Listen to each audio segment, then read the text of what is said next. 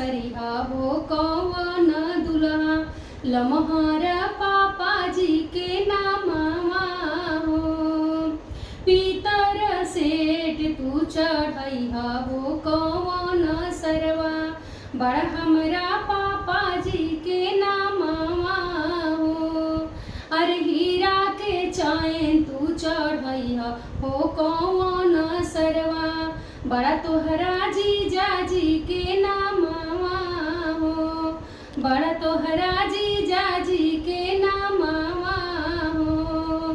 बड़ा तोहरा चाचा जी के नामवा हो। बर्तन लैला सरवा अच्छा नाही लैला हो। बर्तन लैला सरवा अच्छा नाही लैला हो। पापा के सब इज्जत ले हो। भैया के सब इज्जत ले हो। लमहरा अंजूरी पसरिहा हो कौन दुल्हा लमहरा ना